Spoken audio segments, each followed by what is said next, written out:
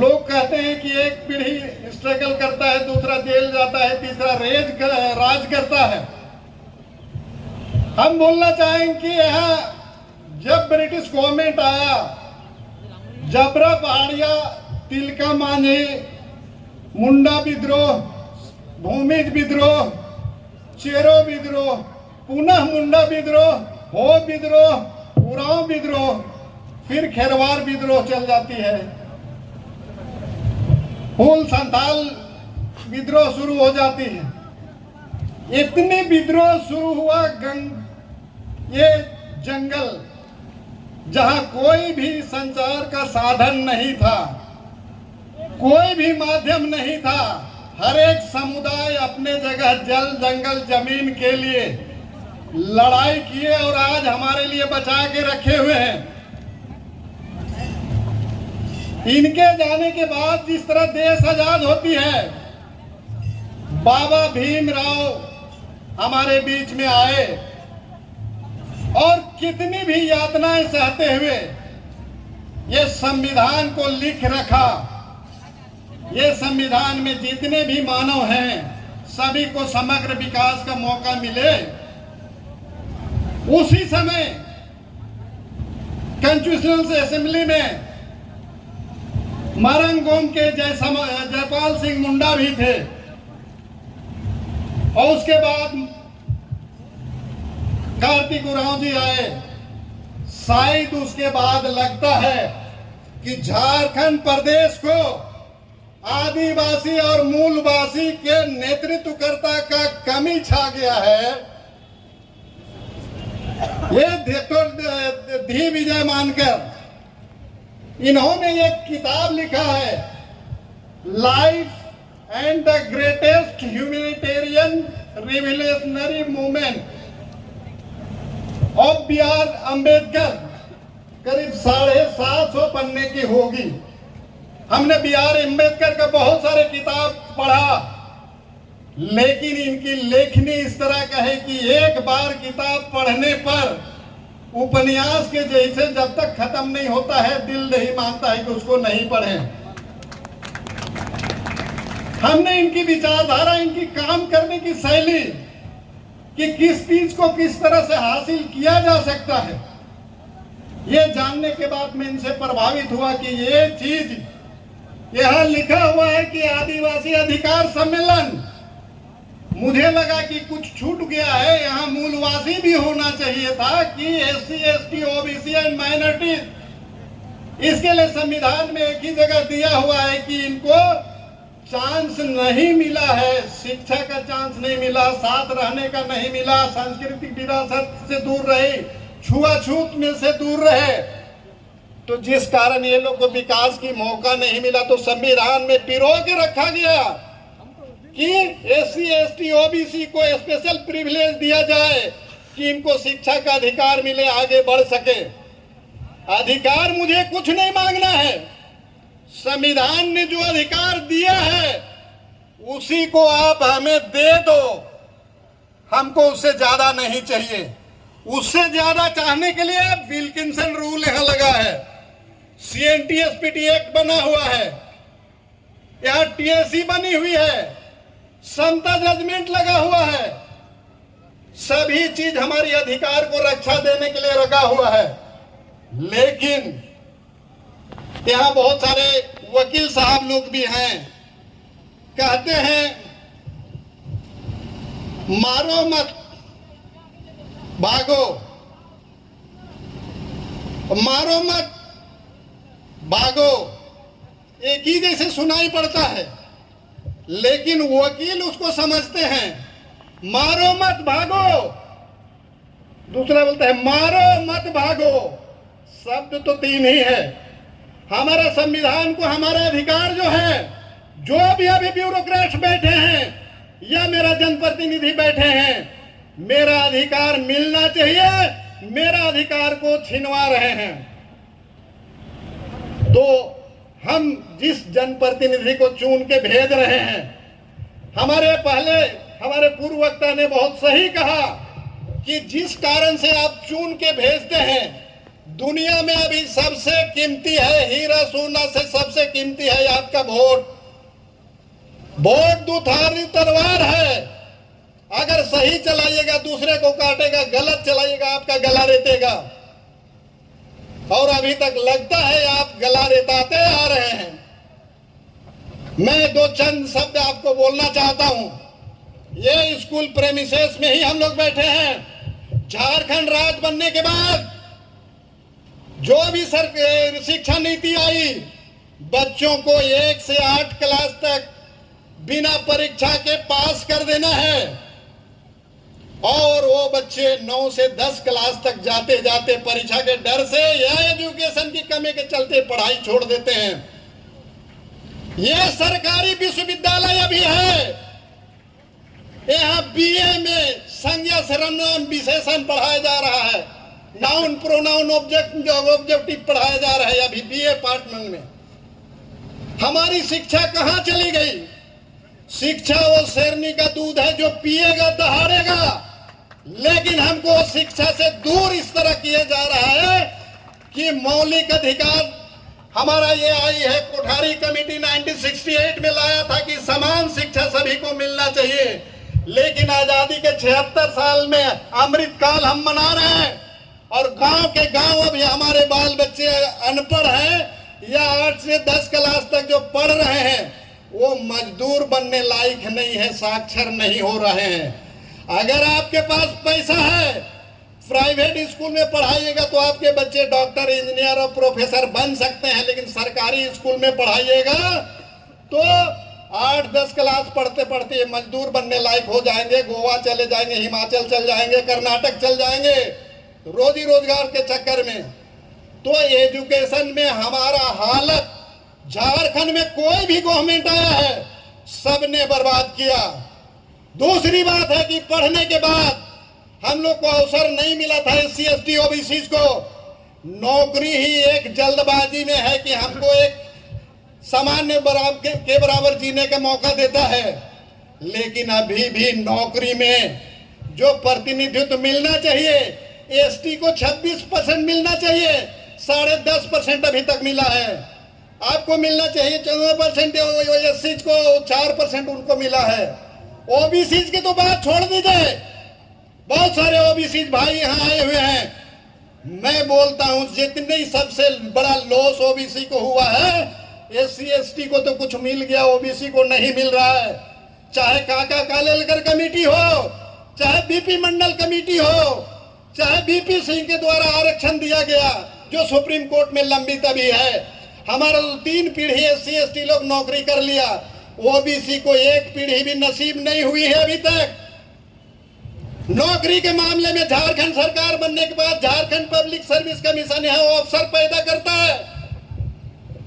ये ऐसा लकवाग्रस्त डिपार्टमेंट हो गया है कि 1 से लेके 10 तक जितनी अफसर बहाली किए हैं सभी विवादित हैं। अभी ये माननीय हेमंत सोरेन जी को मैं सलाम करता हूं कि 21 साल बाद उन्होंने JPSC का रूल बनाया। रूल बनाने के बाद 7वां से 10वां परीक्षा उन्होंने लिया।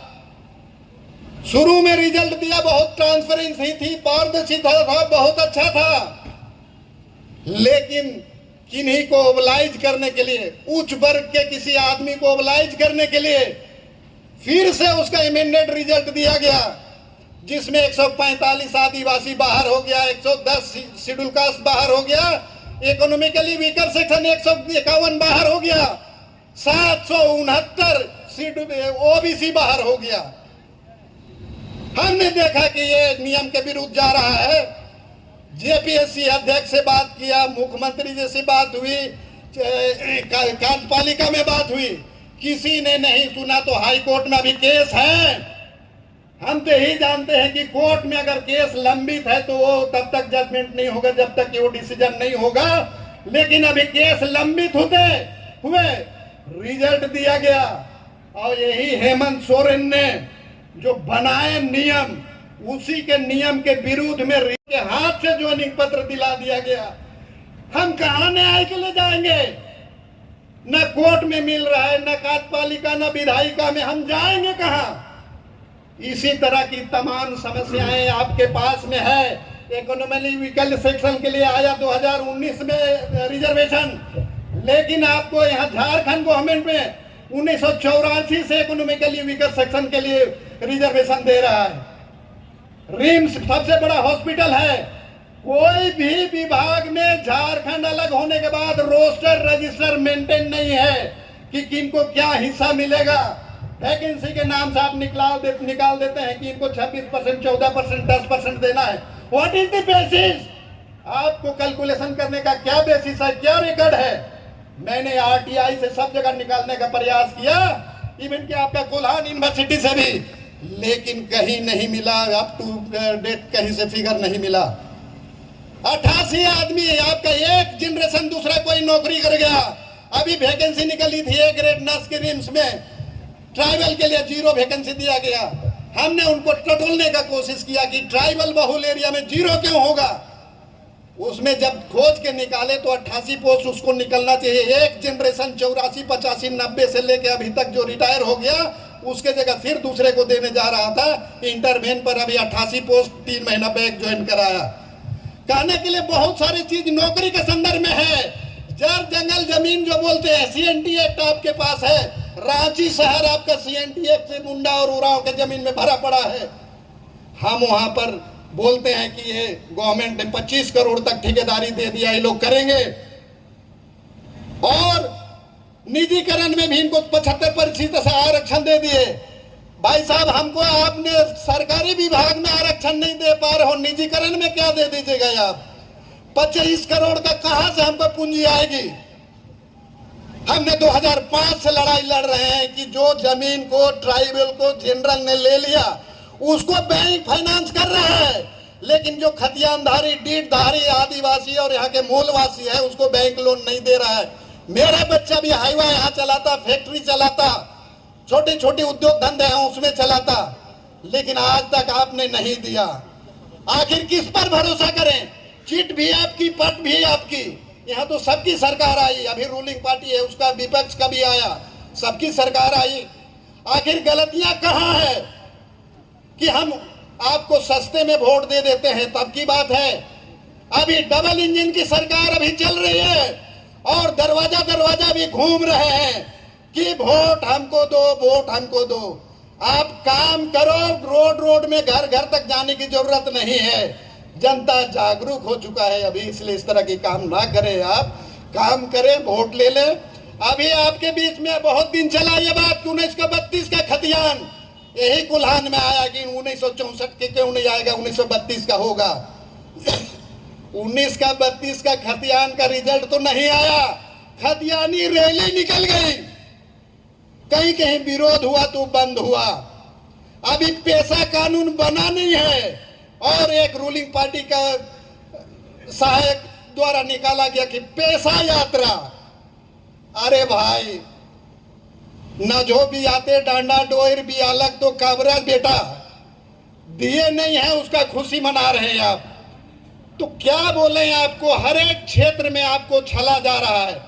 दर्द मेरे दिल में उस ओबीसी भाई के लिए है कि आप 27% आरक्षण तो ले लो। यहाँ एक समय आया कि 50% बैरियर है, उसे क्रॉस नहीं करेंगे। रातों रात में इकोनॉमिकली वीकर सेक्शन के लिए पास कर दिया कि 10% आपको देंगे ज्यादा। 60% जब चला गया, तमिलनाडु 69% दे रहा है, तो झारखंड गवर्नमेंट क्यों नहीं दे सकता है? आप आवाज बनाओ, अपने अधिकार के बारे सोचो। कोई देगा नहीं, किसी नेता के पास जाने से नहीं होगा। करना है या आपको स्वयं करना है। आप वोट देते हैं कि दे के वोट चले गए। मैं बंद करूंगा थोड़ी सी बोल के कि हम लोग वोट दे के खुश हो जाते हैं कि फलना बाबू। आप सोचो, एक वोट की कितना कीमत होती है। यहाँ पर आपका जितना जड़ जंगल जमीन में माइनरल्स है, आप देना नहीं चाहते हो। SC ST का क्या पहचान है? खतियान आपका पहचान है। बोकारो डूब गया, HEC डूब गया, अभी खरकाई डैम डूबने जा रहा है। आपका मसना, हड़गड़ी, पूजा स्थल सब डूब जा रहा है। खतियान नहीं है, कास्ट सर्टिफिकेट कैसे बनाइएगा? सरकार को सोचना चाहिए, यदि इनको विस्थापित किए हैं तो इनका कास्ट सर्टिफिकेट कैसे बनेगा? मॉडलिटीज देना चाहिए था। कोई मॉडलिटी तो है नहीं। आप यहाँ सोचते हो कि मेरा जमीन में लड़ने आएगा, लड़ लेंगे। आपने एक वोट दे के आपका जमीन को बेच दिया। यही वो कारपोरेट घराना LPG liberalisation, globalisation and privatisation जो आया, बाहर से आ रहा है, 1 रुपये में एकड़ों एकड़ जमीन दे रहा है। जमीन बचाने के लिए चढ़ोगे, यही आपका भाई बेटा सिपाही पुलिस में है, मार के बदन फाड़ देगा। भाई बेटा ये आपने पैदा किया, लेकिन लाठी आपके विरोध में चलाएगा। ये एक वोट की गलती का ये परिणाम है। इसलिए आप अपना जीवन में खुद सोचिए, मेरी बात पर भरोसा मत करिए। अगर आप सही सोच के सही वोट दीजिएगा, आपकी किस्मत बदलेगी, और नहीं तो किस्मत खराब हो जाएगी। अभी 15 साल करीब मैं बोलूंगा कि जो बच्चे बिना परीक्षा के 8 तक पास कर गए, उनकी लाइफ खत्म हो गई, उनकी जनरेशन खत्म हो गई। हर माँ बाप चाहता है कि हम इतनी तकलीफ में हैं तो मेरा बच्चा अच्छा करेगा, लेकिन बच्चा का नस्ल खराब कर दिया जा रहा है, उसको पढ़ने का मौका नहीं मिल रहा है। तो फिर आपका किस्मत से तो उनका किस्मत खराब ही होगा, अच्छा तो होने की सवाल नहीं है। तो आप लोगों से हम चाहेंगे कि जो एपीआई के माननीय राष्ट्रीय अध्यक्ष डी विजय मानकर हैं, ये बहुत ही सिस्टमेटिक ढंग से चल रहे हैं कि जो संविधान में बना हुआ है, चाहे जो प्रोविजंस है, कैसे निकाला जा सकता है। घी को निकालने के लिए अंगुली टेढ़ा करना तो इनको आता है टेढ़ा करने के लिए। तो बहुत सारे चीज बात हैं। एक छोटी सी दर्द भरी बात करके मैं अपने शब्द को बंद करता हूं कि झारखंड बनने के बाद 2001 में झारखंड सरकार ने यूनिवर्सिटी पॉलिटेक्निक मेसरा में खोला।